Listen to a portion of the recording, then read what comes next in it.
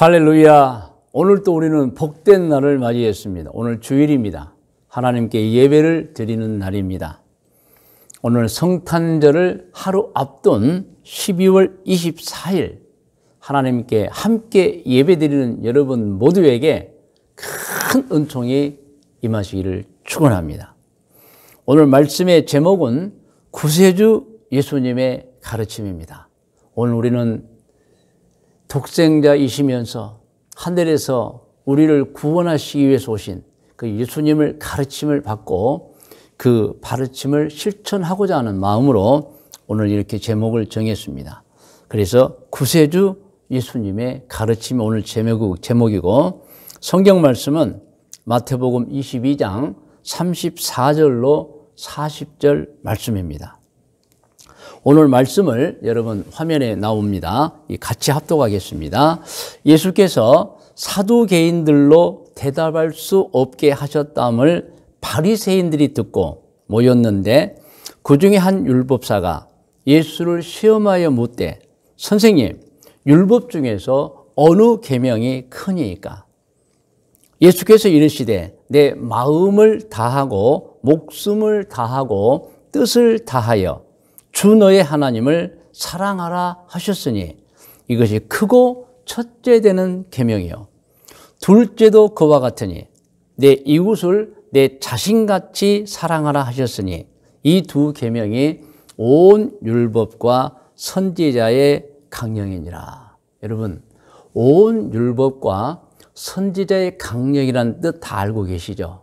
이것은 하나님께서 계명을 주신 목적, 그리고 수없이 많은 선지자를 통해서 사람들에게 주신 가르침이 하나님 사랑, 이웃 사랑이라고 하는 것입니다. 한 율법 교사가 사실은 예수님을 시험하기 위해서 이 질문을 한 것입니다. 예수님, 율법 중에 어느 계명이 가장 큰 계명입니까? 아마 율법사의 그 의도는 그 많은 성경에서 무슨 계명이 가장 큰 계명이냐고 물어볼 때 예수님께서 아마 대답을 못 하실 줄 알았거나 아마 정확하게 대답하지 못할 줄 알았을 것입니다. 그래서 예수님의 대답을 듣고 잘못되었으면 예수님을 핀잔을 주고 또 예수님의 권위를 떨어뜨리기 위해서 질문을 한 것입니다. 그런데 여러분, 우리 예수님이 누구세요? 하나님의 아들이십니다. 정확하게 그 율법사의 질문에 대답한 것이 오늘 본문 말씀입니다. 하나님을 사랑하라, 내 이웃을 내 자신처럼 사랑하라. 결과는 율법사의 참패입니다. 율법사는 이 예수님의 답변을 듣고 감히 어떤 반박도 할 수 없었어요. 정확하게 예수님께서 모든 율법 중에 가장 큰 율법을, 계명을 말씀해 주셨던 것입니다. 그 핵심은 창조주 하나님을 사랑하라는 것이며 다른 사람을 자기 자신같이 사랑하라는 것입니다. 그런데 이 사랑하라는 이 말씀 앞에 붙은 게 있어요. 마음을 다하고 목숨을 다하고 뜻을 다하여입니다. 이 말씀은 무슨 말씀입니까? 하나님 사랑과 이웃 사랑을 이 세상 무엇보다도 우선해서 하라는 말씀이고 그냥 희미하게 생각하고 하지 말고 굳게 결단해서 하라는 말씀이며 꼭 실천해야 한다는 의미로 주신 것입니다. 마음을 다하고 목숨을 다하고 뜻을 다하여인 것입니다. 그리고 오늘 우리가 이 말씀 속에서 배워야 할 게 있습니다. 알아야 할 것이 있습니다. 왜냐하면 왜 예수님께서 하나님 사랑을, 이웃 사랑을 마음을 다하고 목숨을 다하여 뜻을 다하여 하라고 했을까요?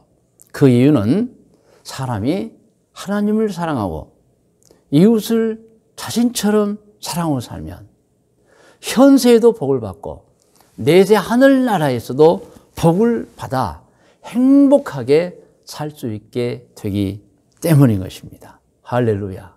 그렇습니다, 여러분. 계명은 언제나 하나님을 위한 것이 아니고 하나님께서 우리를 위하여 주신 것입니다. 그 내용이 신명기 10장 13절에 잘 나와 있습니다. 합독합니다. 내가 오늘 내 행복을 위하여 내게 명하는 여호와의 명령과 규례를 지킬 것이 아니냐.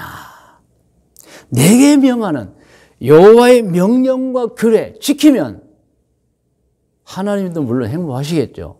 그런데 우리 모든 하나님의 자녀들이 행복해진다고 하는 것입니다. 여러분, 더 구체적으로 오늘 이 시간에는 사람이 하나님을 사랑하고 이웃을 내 자신같이 사랑할 때 받는 복 말씀드립니다. 그것은 하나님께 특별한 은총을 받게 되는 것입니다. 신명기 5장 32절로 33절을 같이 합독합니다. 그런즉 너희 하나님 여호와께서 너희에게 명령하신 대로 너희는 삼가 행하여 좌로나 우로나 치우치지 말고 너희 하나님 여호와께서 너희에게 명하신 모든 도를 행하라. 그리하면 너희가 살 것이요 복이 너희에게 있을 것이며 너희가 차지한 땅에서 너희의 날이 길리라. 할렐루야. 여러분, 우리가 하나님의 말씀, 이 예수님의 말씀을 그대로 듣고 지키면 여러분, 우리가 복을 받는다고 하는 것입니다. 혹시 어떤 사람은 내가 하나님을 마음을 다하고 목숨을 다하여 또 뜻을 다하여 섬기거나 내가 내 이웃을 또 마음을 다하고 목숨을 다하여 뜻을 다하여 섬기면 나는 그러면 어떻게 됩니까? 나는 다 줘버리고 나는 그래서 아무것도 없어질 것이고 나는 혹시 비참하게 될 게 아닙니까? 내 사랑 다 줘버리니 여러분 절대 그렇지 않음을 아셔야 합니다. 솔직히 누구라도 그렇게 생각할 것입니다. 내가 하나님을 진실로 사랑하고 공경해드리며 주변 모든 사람을 진실로 사랑하고 산다면 그게 어떻게 되겠어요? 존경, 칭찬, 신뢰. 여러분 최고의 보람된 생활을 하는 것입니다. 그래서 예수님께서 우리에게 가르쳐 주시는 거예요.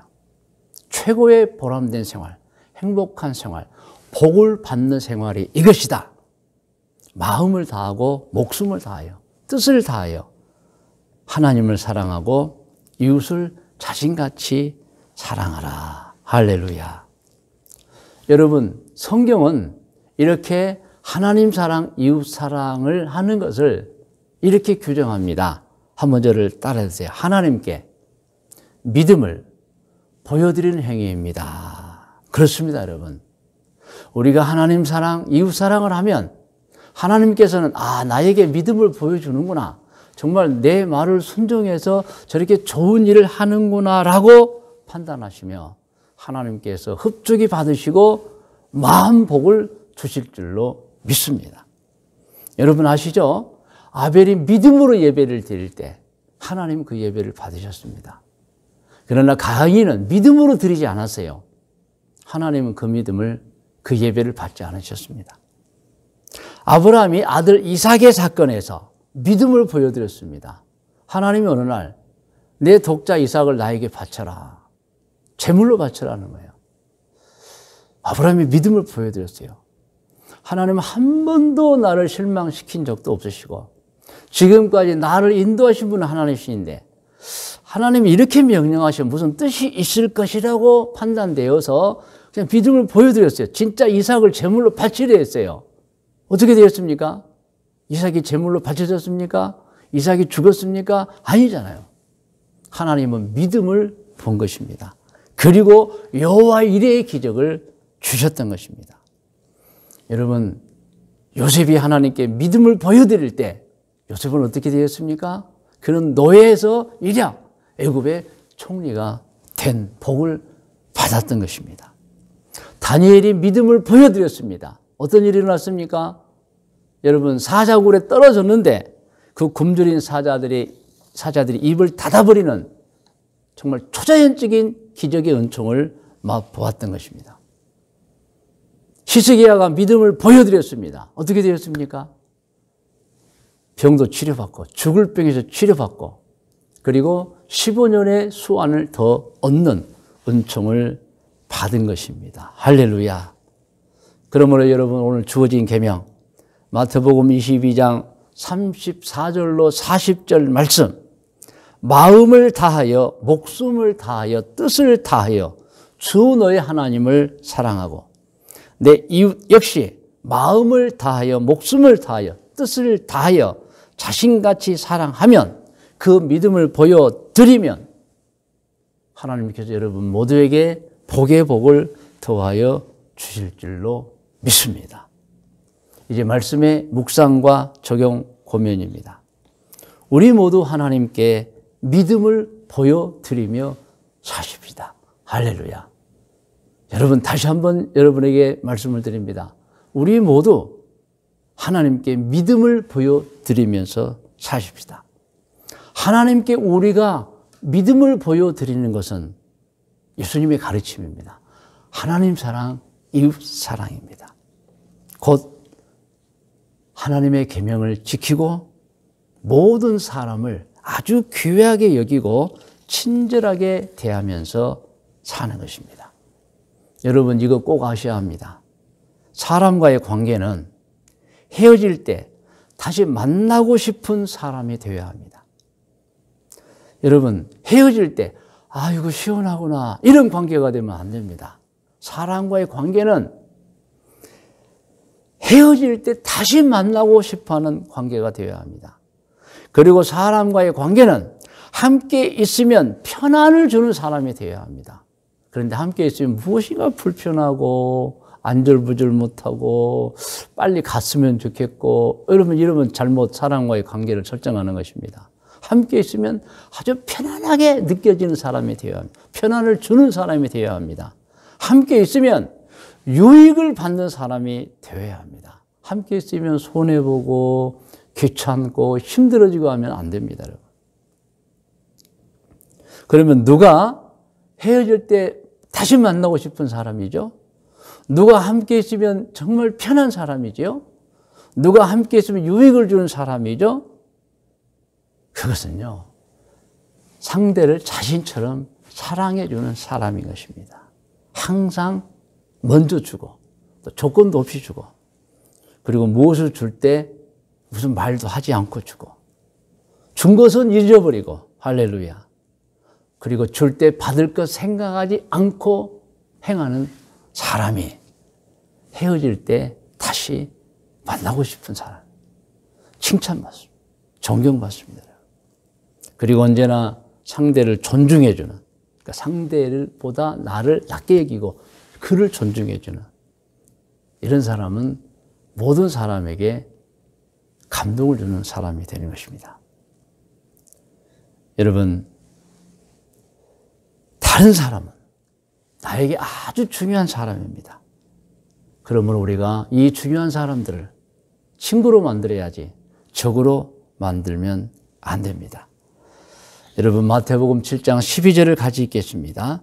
그러므로 무엇이든지 남에게 대접을 받고자 하는 대로 너희도 남을 대접하라. 이것이 율법이요 선지자니라.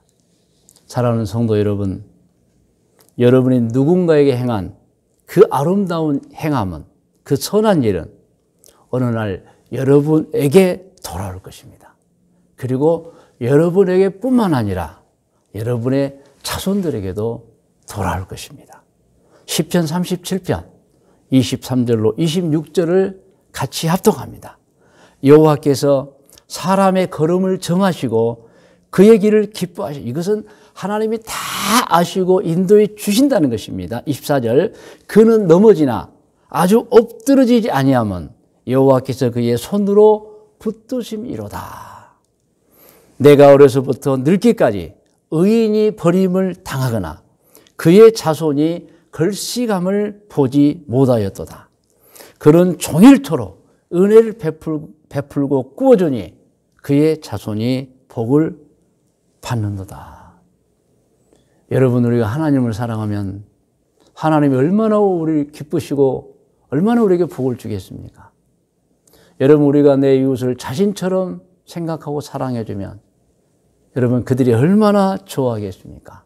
그리고 그 복은 꼭 자신에게 오고 자신뿐만 아니라 자손들에게까지 오는 것입니다. 그래서 오늘 말씀 권면합니다. 하나님께 믿음을 보여드리는 여러분 모두가 되시기를 바랍니다. 그 믿음은 하나님 사랑, 이웃 사랑입니다. 그러므로 하나님 사랑, 이웃 사랑 하기를 권면합니다. 여러분 이제 다 머리를 숙이시기 바랍니다.